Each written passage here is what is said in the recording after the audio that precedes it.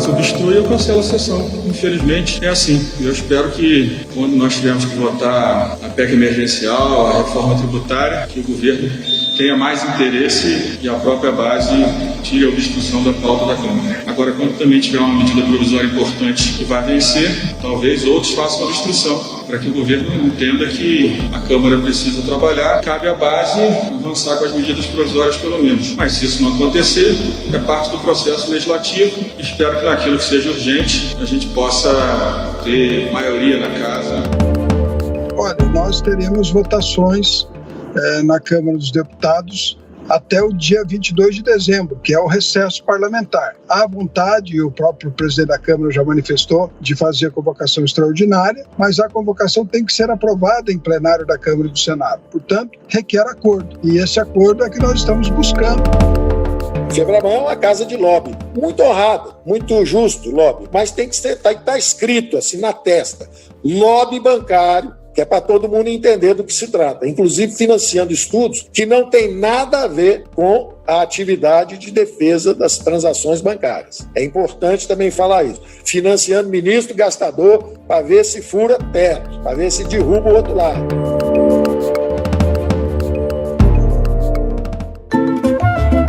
Olá, sejam todos muito bem-vindas, muito bem-vindos. Começa agora o Horário de Brasília, seu podcast de política, de economia, enfim, de tudo que é notícia no Brasil. Comigo, Daniela Lima, e com essa grande parceira, Renata Agostini. Oi, Renata. Oi, Dani. Olá a todos os nossos ouvintes do Horário de Brasília. Renata, essa semana foi uma semana em que houve ali um dia em que a Terra parou mesmo, parafraseando aí Raul Seixas.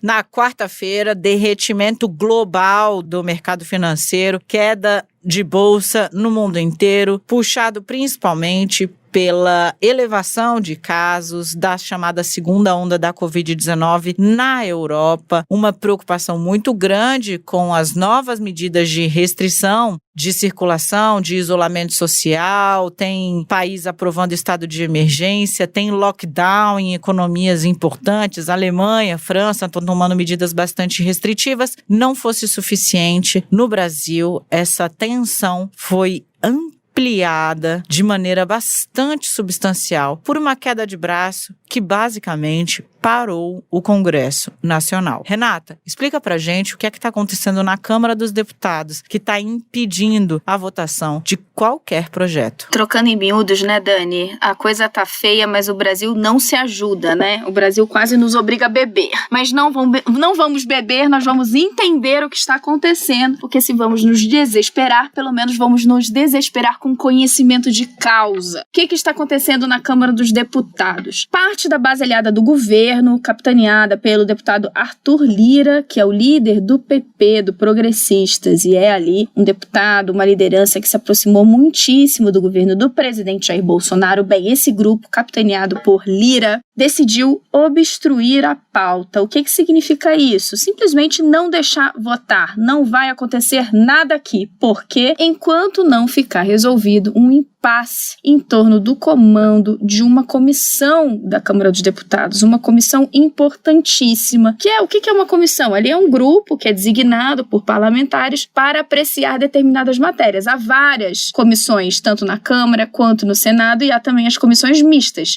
que envolvem tanto deputados quanto senadores. A comissão mista de orçamento é essa, que tem senadores e deputados. E por que ela é poderosíssima? Porque ela é encarregada todo ano de olhar o orçamento, fazer ali sugestões, fazer mudanças, e então esse texto, esse relatório é encaminhado ao plenário para a votação das duas casas. Portanto, como ela lida ali, são parlamentares escalados para olhar algo tão importante, fundamental e tão estratégico para o país e que envolve basicamente dinheiro para lá e para cá, ela é muito poderosa. Qual é o impasse? Olha, o grupo de Rodrigo Maia diz que quem tem que comandar essa comissão, que até agora não foi instalada, é Elmar Nascimento, que é do Democratas. Já o grupo do deputado Arthur Lira diz que quem tem que comandar, na verdade, é o nome indicado por eles, que vem a ser deputada Flávia Arruda, do PL. Maia e outros líderes também de outros partidos, por exemplo, o próprio PSL,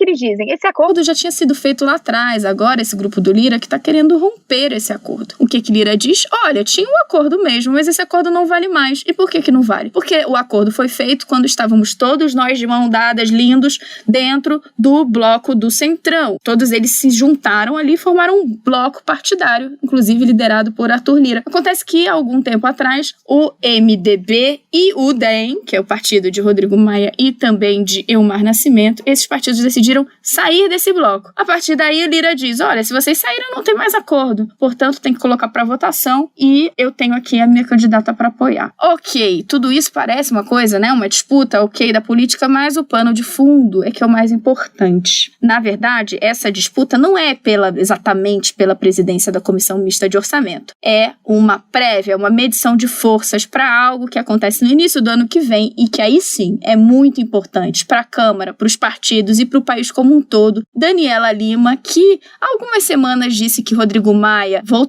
retornaria ali da recuperação da Covid com sangue nos olhos para enfrentar este problema, vai nos explicar.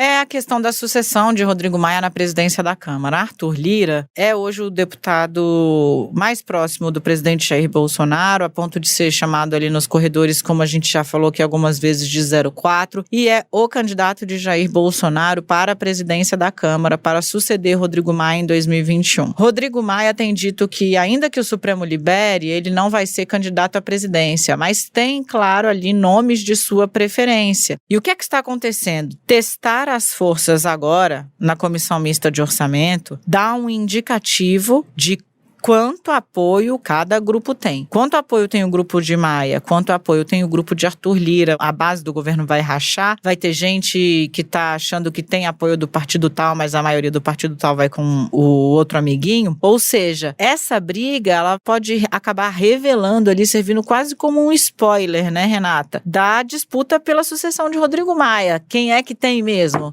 apoio para botar na mesa e falar quem vai ganhar essa... Aqui sou eu.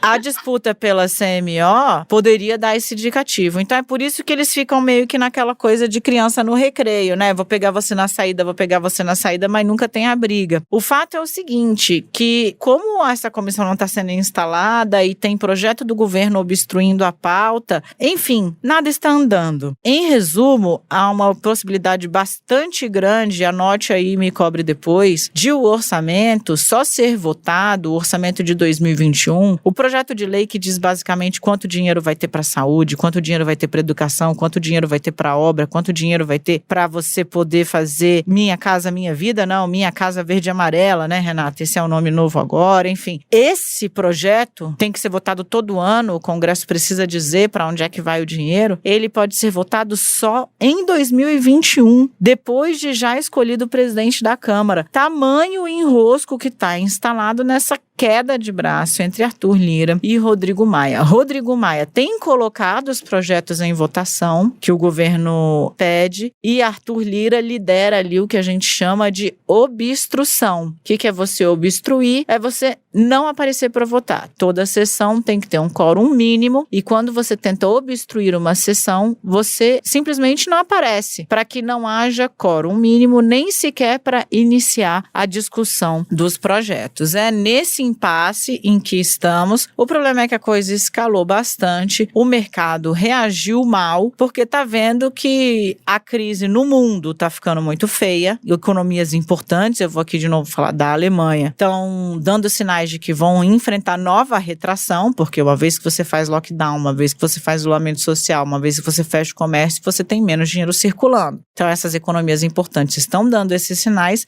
Para piorar, há uma incerteza muito grande a respeito do que vai ser dos Estados Unidos, cujo presidente será eleito no dia 3, terça-feira. Incerteza nunca é uma coisa que o mercado gosta. E aí, todo esse cenário lá de fora, ainda com a sinalização de que a briga aqui no Brasil tá tão feia que não vão conseguir votar nenhum orçamento, fizeram o dólar bater quase R$6 e a Bolsa teve a maior queda desde março, Renata, é isso? Março ou maio? Desde março desse ano.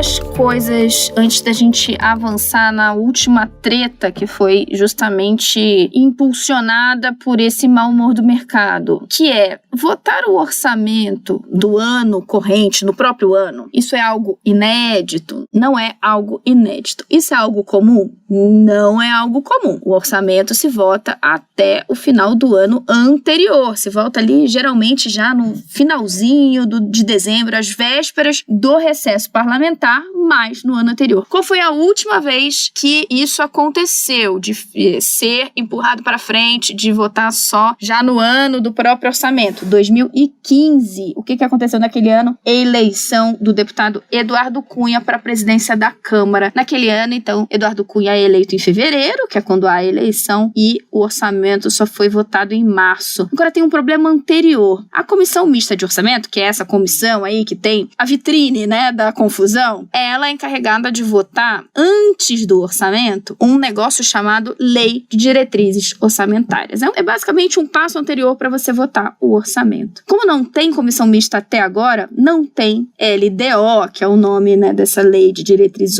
Orçamentárias, é como todo mundo chama. E qual é o problema de não ter LDO? É que a equipe econômica olhou isso e falou, olha, se não votar pelo menos a LDO até o final do ano, se continuar essa briga e ninguém arredar pé e não tiver uma solução, não tem como executar nada a partir de janeiro. Como assim executar, Renata? É o que faz o governo, o executivo executa. É basicamente mandar pagar. É dizer que, ok, toma aqui o dinheiro para pagar a conta de luz desse ministério, é o salário do professor da universidade, é tudo que você pode imaginar que o governo tem que pagar. Segundo o secretário do Tesouro Nacional, Bruno Funchal, não tem como fazer, e não tem como fazer porque você estaria diante de um vácuo legal, não tem previsão, e aí as canetas não vão andar. Esse é um cenário extremo? Esse é um cenário extremo. Dá para votar LDO? Dá para votar LDO até o final do ano. Mas isso mostra como, até isso, já o governo já está olhando e falando, olha, não tá uma coisa simples o que está acontecendo, essa paradeira é muito séria para o funcionamento da máquina pública. O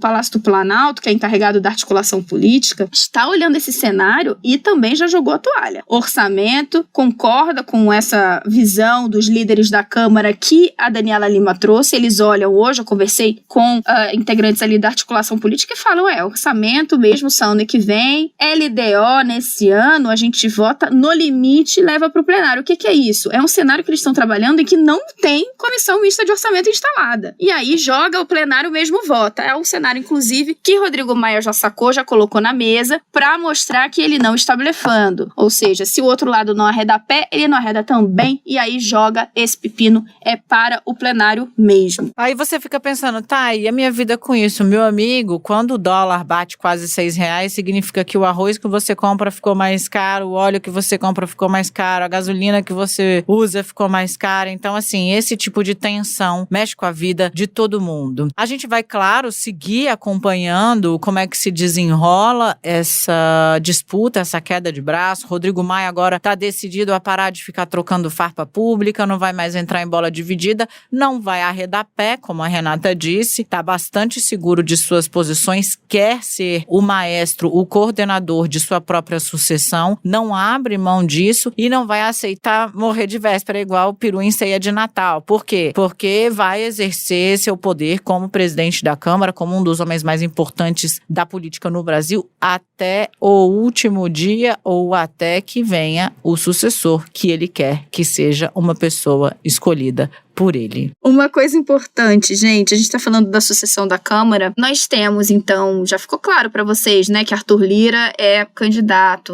Se perguntar pra ele, ele vai dizer que não, veja bem, mas ele é muito candidato. Tem Rodrigo Maia, que quer influenciar. Quais os nomes que ele coloca ali na mesa que ele pode apoiar? Por exemplo, Aguinaldo Ribeiro, que é do partido de Arthur Lira. Por exemplo, Baleia Rossi, que é líder do MDB. E tem outros integrantes do Centrão que também estão se movimentando aí em campanha. Por exemplo, deputado Marcos Pereira, que é presidente do Republicanos. Esses já são os nomes que estão aí há algum tempo. Pois bem, qual é a grande novidade? O presidente Jair Bolsonaro decidiu entrar nessa deliberação, digamos. Convidou dirigentes de partido, vou citar um, que inclusive me confirmou ali, comentou que sim, teve essa conversa com o presidente Jair Bolsonaro. Bivar, Luciano Bivar, presidente do PSL, antigo partido de Jair Bolsonaro, partido pelo qual ele se elegeu. Bivar conta que o presidente Jair Bolsonaro chamou para uma conversa na semana passada para falar de vários assuntos, diz Bivar, mas tratou especificamente da sucessão na Câmara. Perguntou então quem o partido apoiaria, como está isso, mas a gente sabe, com conversas de bastidor, Daniela Lima trouxe essa apuração do 360, eu também tive conversas nesse sentido, que o presidente já está dando indicações de que ele tem seu favorito, e seu favorito se chama Arthur Lira. O presidente deu indicações tão fortes, né, Renata, para concluir essa nossa rodada, que teve gente que o aconselhou a não se meter tanto nessa briga não, porque afinal de contas a briga tá feia. Disseram assim, presidente, a caneta do senhor vale mais do que qualquer presidência de comissão mista de orçamento, então é melhor o senhor assistir de longe, a ver se Jair Bolsonaro vai seguir esse conselho. Não é algo que ele goste de fazer. Jair Bolsonaro é aquele que encarnou mesmo o mantra, né, aqui o ditado de São Paulo, né, não do corduco, não sou conduzido, conduzo. O presidente costuma virar a mesa toda vez que é aconselhado a ficar quieto.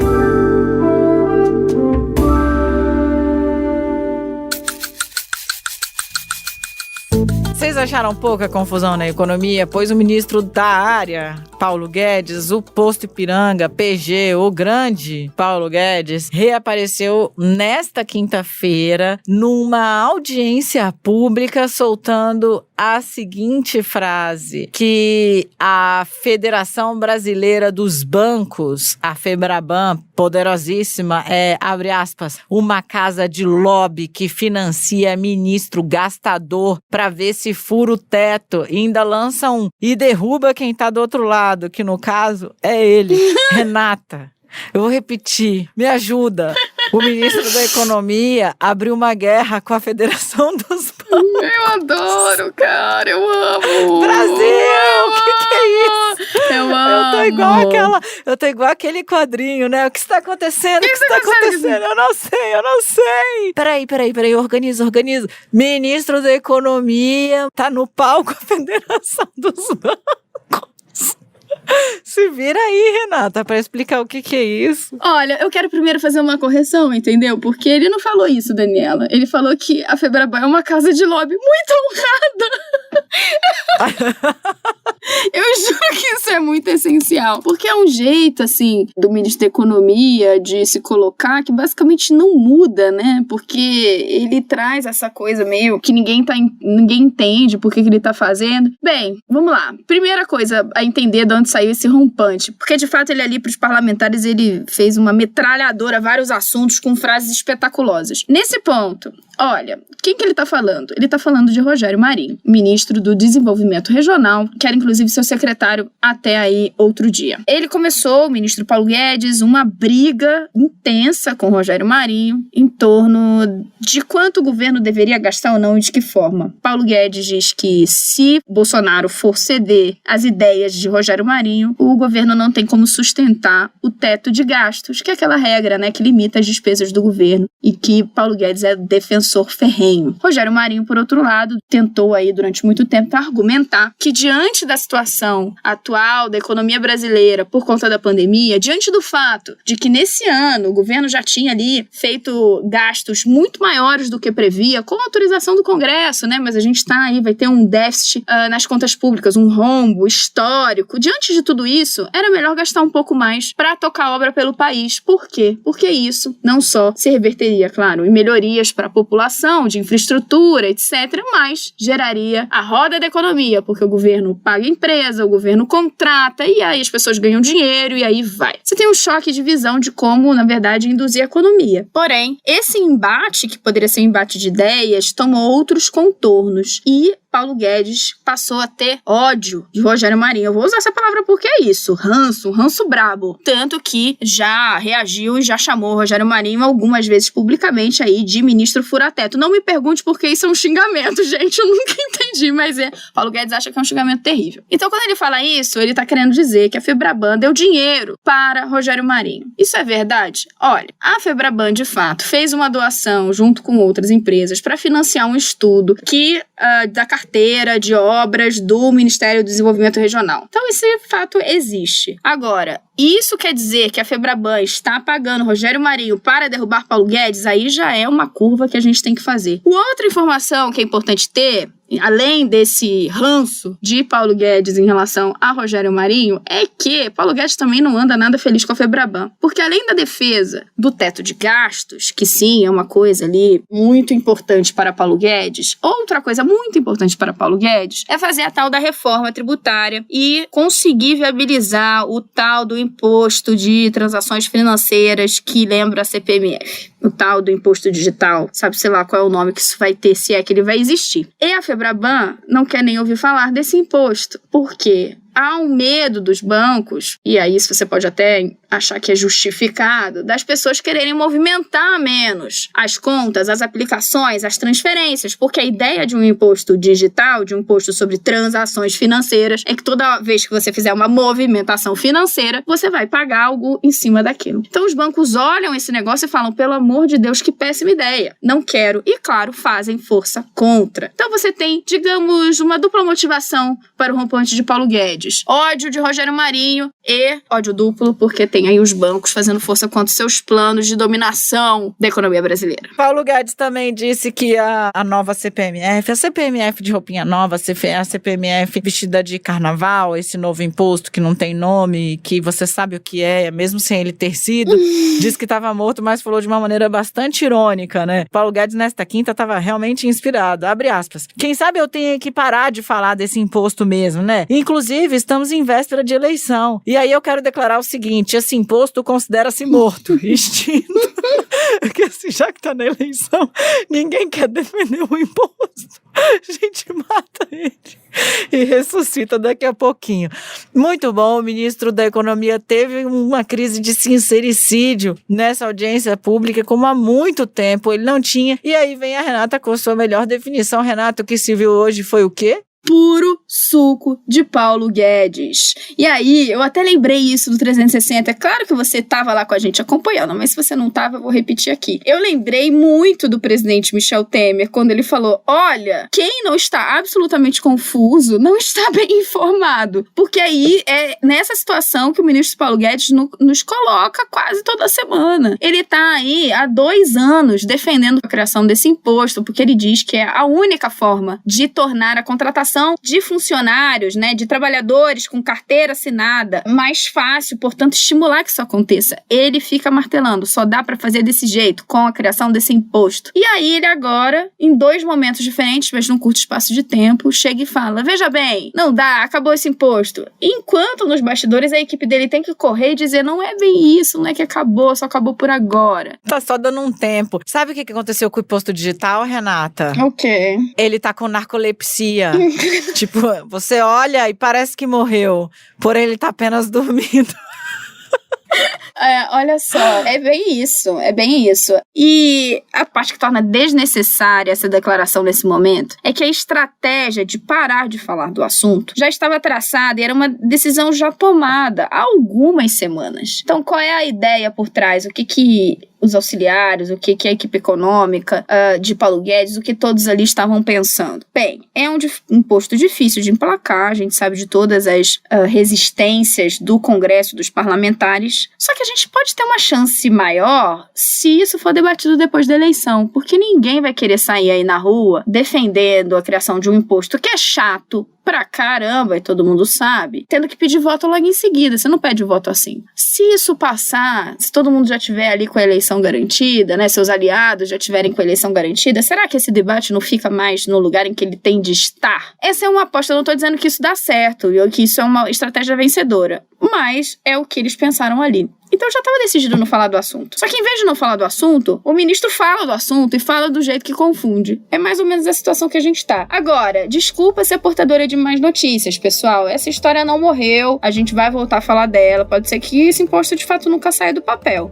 Mas vocês ainda vão ouvir de CPMF, ITF, microimposto, sei lá. E é isso. Certamente você ainda vai ouvir falar de novo imposto e com certeza aqui com a gente, porque você já sabe, toda sexta-feira você tem um encontro marcado comigo e com a Renata Agostini aqui no Horário de Brasília. Tchau, Renata. Tchau, tchau, Dani. Tchau a todos os nossos ouvintes do Horário de Brasília. Até sexta que vem. Um beijo.